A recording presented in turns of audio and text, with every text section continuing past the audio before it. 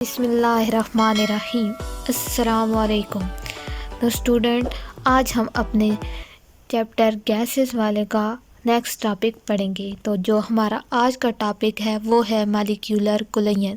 इससे पहले हम इस चैप्टर के तमाम टॉपिक क्लियर कर चुके हैं। तो आज जो है वो हमारे इस चैप्टर के लास्ट टॉपिक हैं मॉलिक्यूलर कोलिजन, कोलिजन डायमीटर और मीन फ्री पाथ। तो सबसे पहले हम अपने टॉपिक मॉलिक्यूलर कोलिजन को देखते हैं। तो मॉलिक्यूलर कोलिजन क्या है?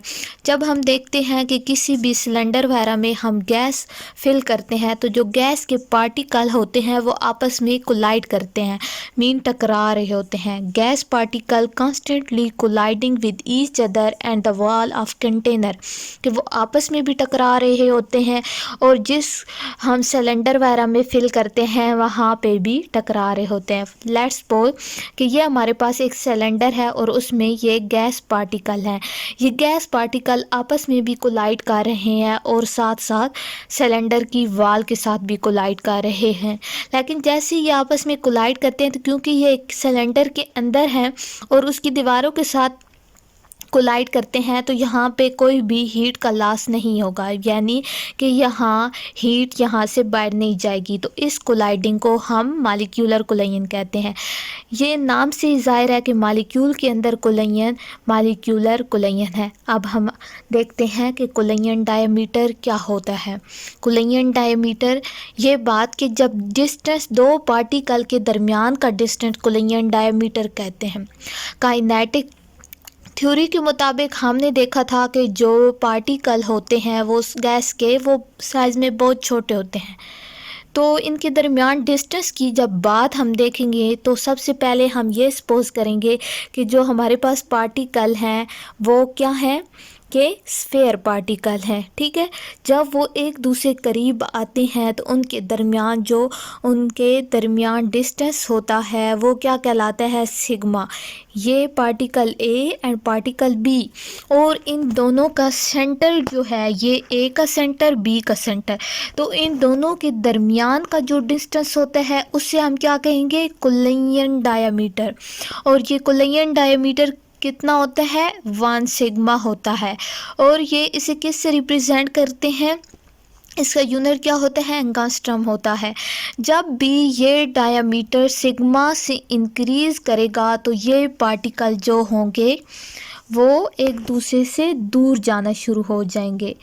तो यहाँ पे हम इसकी डेफिनेशन देख देते हैं। The closest distance between the center of molecule taking place during collision is called collision diameter. It is represented by sigma or usually expressed in angstrom unit. ठीक है, और ये सिग्मा से ज़रा भी इंक्रीज़ कर गए तो क्या होगा?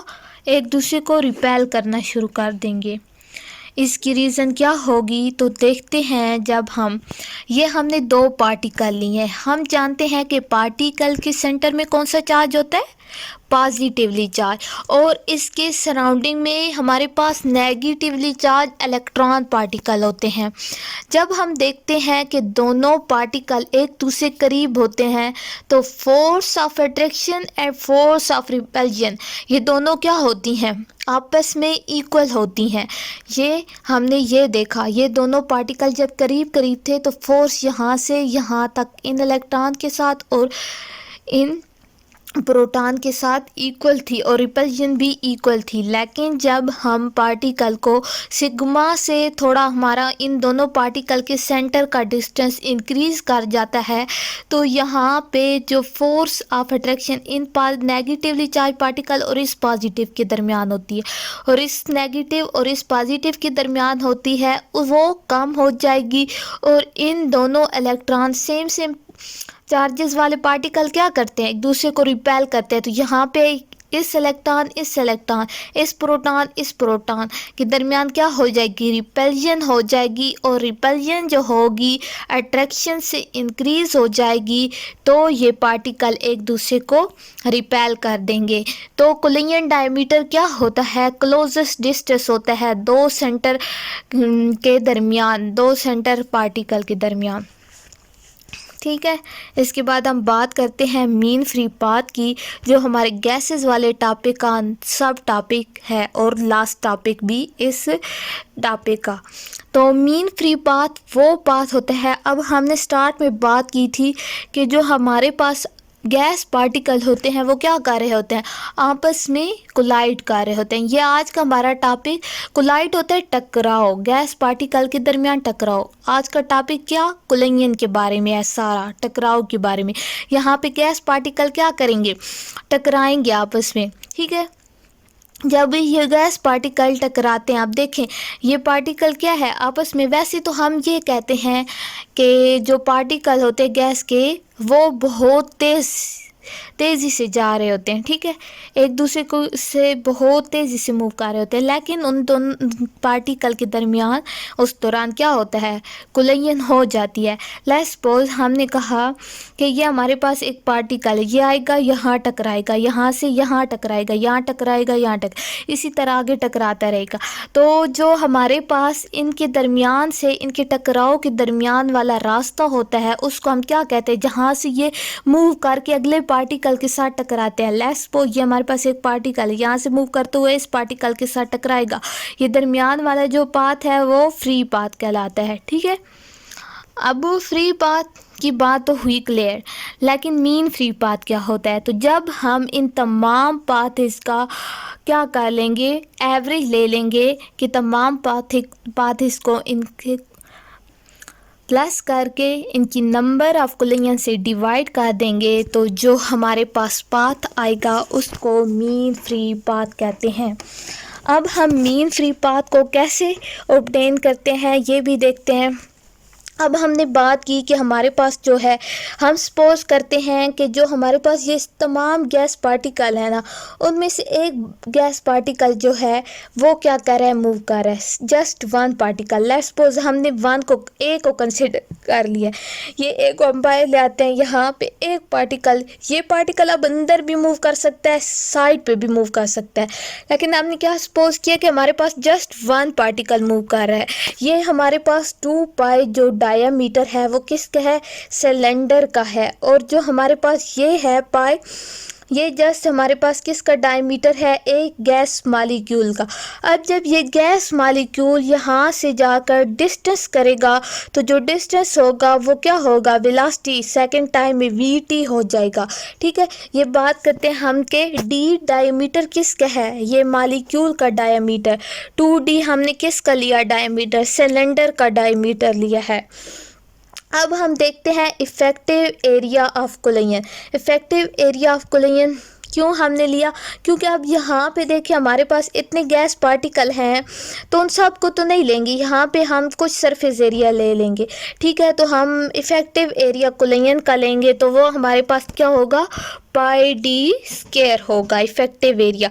अब हमने क्या करना है, वॉल्यूम ऑफ सिलेंडर का लेना है, सिलेंडर। अब जब हमने वॉल्यूम सिलेंडर का लेना है तो सिलेंडर का वॉल्यूम क्या होगा, इफ़ेक्टिव एरिया ऑफ कोलिजन, वो स्पेसिफिक एरिया जो हमने लिया उसकी वैल्यू पाई डी स्क्वायर और वी टी के साथ के जो डिस्टेंस हम इस गैस पार्टिकल ने ट्रैवल की, यहाँ पे बात की थी, ये हमने एक गैस पार्टिकल लिया, जो डिस्टेंस वो तय करेगा उसको हम वी टी बोलेंगे, तो उसके साथ मल्टीप्लाई करेंगे तो हमारे पास वॉल्यूम सिलेंडर का आ जाएगा। अब हमने क्या करना है, एन फाइंड करना है, नंबर ऑफ कोलिजन फाइंड करना है। तो सबसे पहले हम क्या करेंगे, वॉल्यूम ऑफ सिलेंडर लेंगे और उसको n number of mole of gases से मल्टीप्लाई कर देंगे। सही, तो वॉल्यूम ऑफ सिलेंडर यहाँ पे हमने क्या लिया है, पाई डी स्क्वायर वी टी लिया है। पाई डी स्क्वायर वी टी को किसके साथ मल्टीप्लाई कर दिया, एन के साथ। एन किसके साथ मल्टीप्लाई किया, एन के साथ। तो क्या अब हम मीन फ्री पाथ की बात करेंगे, तो मीन फ्री पाथ की बात करते हैं। मीन फ्री पाथ मैंने आपको क्या बोला था कि किस चीज़ को कहते हैं, याद है कुछ कि क्या होता है mean free path. Mean free path वो पाथ होता है कि जब हम तमाम फ्री पाथ का कैलकुलेट करके नंबर ऑफ कोलिजन से डिवाइड कर देते हैं। बिल्कुल यही फार्मूला अब हमने क्या किया कि distance travel by all molecule divided by number of कुलियन। तो ट्रैवल जो मॉलिक्यूल ने डिस्टेंस किया वो क्या था, अभी मैंने यहाँ बताया है कि ये मॉलिक्यूल तो जो डिस्टेंस तय करेगा उसको हम क्या लेंगे, उसकी वेलोसिटी टाइम से मल्टीप्लाई करके वी, तो डिस्टेंस ट्रैवल हुआ है वी, ठीक है। फिर हमने क्या लिया, नंबर ऑफ कुलियन। नंबर ऑफ कुलियन की वैल्यू यहाँ हमने ली है पाई, ये नंबर ऑफ कुलियन कैसे, वॉल्यूम सिलेंडर का एन से मल्टीप्लाई कर दिया, pi d square v t n, ऊपर वाला वी टी नीचे वाले वी टी से कट जाएगा, तो हमारे पास मीन फ्री पाथ क्या होगा 1/पाई डी स्क्वायर एन, ये हमारे पास मीन फ्री पाथ आ गया है। लेकिन हमने क्या कहा था कि ये मीन फ्री पाथ तब आएगा जब हम सपोज करेंगे कि हमारे पास सिर्फ एक मॉलिक्यूल, यहाँ से मैंने कहा था ना एक मॉलिक्यूल एक को ट्रैवल कर रहा है, ट्रैवल एक को बाहर निकाल लिया था, ये सही एक मॉलिक्यूल ट्रैवल कर रहा है, तो तब हमें ये मीन फ्री पाथ। लेकिन अगर हम देखें कि हमारे पास ए से ज़्यादा मॉलिक्यूल ट्रैवल कर रहे हैं, मीन ये बी कर रहा है, सी कर रहा है, सी डी, ये सारे मॉलिक्यूल यहाँ पे अगेन ट्रैवल कर रहे हैं और आपस में कोलाइड हो रहे हैं, तो तब हम क्या करेंगे, रिलेटिव वेलोसिटी की बात करेंगे। और जब रिलेटिव वेलोसिटी की बात करेंगे तो हमारे पास रिलेटिव √2 वी बार आ जाएगा, ठीक है। जब हम रिलेटिव वेलोसिटी की बात करेंगे तो ये वैल्यू आ जाएगी वी बार की वैल्यू, तो ये हम कहाँ पुट करेंगे, अपनी पहली इक्वेशन, ये मीन फ्री पाथ की जो हमने इक्वेशन ली थी pi t square v n, ये ली थी हमने v t divided by pi d square v t n, तो ये वाला जो वी टी था ये वी बार, ठीक है। वहाँ पे हम इस वाली इक्वेशन में ये लैम्डा, ये इस वाली इक्वेशन में हम उसकी वैल्यू पुट करेंगे, सही। तो हम यहाँ पे आके we t divided by pi d square √v, जब हम यहाँ पे आके इसकी वैल्यू पुट करेंगे, सही। या सॉरी मैं एन लिखना भूल गई, या एन भी है, तो ये वाला वी बार टी इस वाले वी बार टी से कैंसिल हो जाएगा और जो हमारे पास मीन पाथ वैल्यू आएगी वो 1/2 स्क्वायर √पाई डी स्क्वायर एन हो जाएगी, तो ये हमारे पास मीन फ्री पाथ था, ठीक है। तो बच्चों आज हमारे तीनों जो टॉपिक थे इस गैसेस वाले के सब टॉपिक वो क्लियर हो गए हैं। अपने इस टॉपिक में हमने बहुत से तमाम टॉपिक क्लियर कर ली हैं। अभी इसको दोबारा देख लेते हैं कि आज हमने क्या पढ़ा है। तो हमने सबसे पहले देखा था इसमें मॉलिक्यूलर कुलियन, तो मैंने आपको क्या बताया था कि मॉलिक्यूलर कुलियन क्या होता है, नाम से ही जाहिर है, कुलियन टकराव, मॉलिक्यूल के दरमियान, तो मॉलिक्यूल के दरमियान टकराव को क्या कहते हैं, मॉलिक्यूलर कुलियन। इस कुलियन के दरमियान क्या होता है, कोई भी हीट लॉस नहीं होती, क्योंकि एक वेसल के अंदर या सिलेंडर के अंदर मॉलिक्यूल टकरा रहे होते हैं, तो उसकी दीवारों के साथ ही टकरा रहे होते हैं, तो ना तो कोई हीट बाहर जा रही होती है और ना ही अंदर आ रही होती है, तो क्या होता है कि कोई भी हीट का लॉस नहीं होता, ठीक है। इसके बाद हमने बात की थी कुलियन डायमीटर की, कि कुलियन डायमीटर क्या होता है। तो हमने कहा था कि जब हम सपोज करें कि हमारे पास गैस के पार्टिकल थोड़े साइज में लार्ज हैं, तो उन दोनों के दरमियान जो दो पार्टिकल एक दूसरे को आपस में अट्रैक्ट कर रहे होते हैं, तो उन दोनों के दरमियान जो डिस्टेंस होता है उनके सेंटर के दरमियान, तो उसको हम क्या कहते हैं, कुलियन डायमीटर, और इसको हम सिग्मा से रिप्रेजेंट करते हैं और इसका यूनिट हम क्या लेते हैं, एंगस्ट्रॉम लेते हैं, ठीक है। अब फिर बात की थी हमने ऑक्सीजन के मॉलिक्यूल की, तो उसकी जो कुलियन डायमीटर होता है वो 3.61 एंगस्ट्रॉम होता है। इसको हमने ये भी कहा था कि अगर हम सिग्मा से थोड़ा सा आगे चले जाएं, हमारा कुलियन डायमीटर इससे थोड़ा इंक्रीज कर जाए, तो जो पार्टिकल होते हैं वो क्या करते हैं, एक दूसरे को रिपेल कर देते हैं। इसके बाद हमने मीन फ्री पाथ की बात की थी, वो क्या होता है कि जब पार्टिकल आपस में कोलाइड करते हैं तो वो एक पाथ से गुजर रहे होते हैं। वैसे तो वो तेज़ी से मूव कर रहे होते हैं, लेकिन उस दौरान जिस पाथ से वो गुजर रहे होते हैं उसको फ्री पाथ कहते हैं। और इस पाथ का जब हम एवरेज ले लेते हैं तो ये क्या कहलाता है, मीन फ्री पाथ। तो यहाँ पे हमने मॉलिक्यूल ए को कंसिडर करके पहले mean free path find out किया, जिसमें हमने सबसे पहले इफेक्टिव एरिया कोलिजन का लिया।